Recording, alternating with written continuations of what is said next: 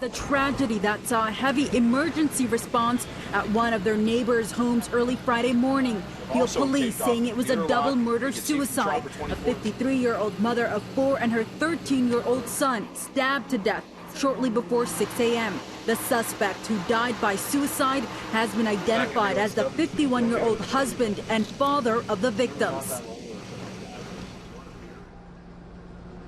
We're learning more about the suspect tonight. Several sources have confirmed his identity to be Robert Gorespo, and up until recently, he was a TTC employee who was involved late last year in another tragedy that, according to his union rep, changed his life.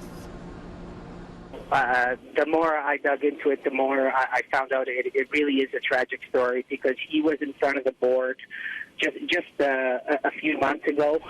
The president of the union that represents over 11,000 transit and maintenance workers in the city of Toronto says Roberto Gorespe, who was a bus operator for the TTC at the time, approached them late last year, pleading for us to take his case to arbitration because he had a fatality. He struck a pedestrian.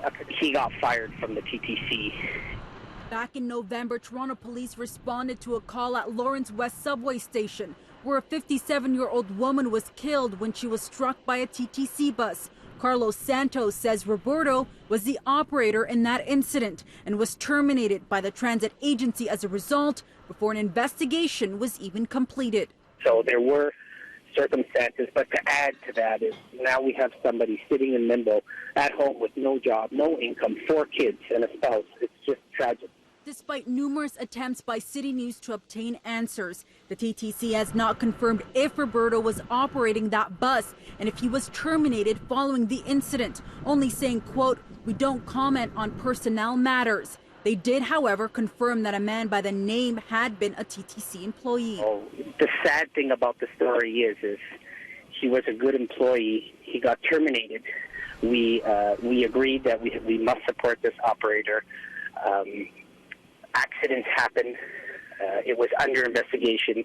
We brought the union's claims to the TTC, also asking a number of other questions. If that incident was investigated, if so, what did it reveal? What is proper protocol when an employee is involved in a fatal incident? We didn't hear back from the agency in time for broadcast. Carlos, though, says he isn't aware of any investigations completed and feels the termination had a major impact on Roberto. I feel they should have rehabilitated him to another job, because we don't know whether it was his fault or it wasn't his fault. What we do know is that there are many jobs in the TTC. You could have put him as a collector. As the head of the union representing thousands of transit employees, Carlos says the TTC should provide support to those who find themselves in these positions. In the case of Roberto, he says his first case was set to go to arbitration sometime in September, but it would probably be a lengthy process. And I hope we can all learn from this, and I hope that we really take care of the family, and we really don't allow stuff like this to happen in the future.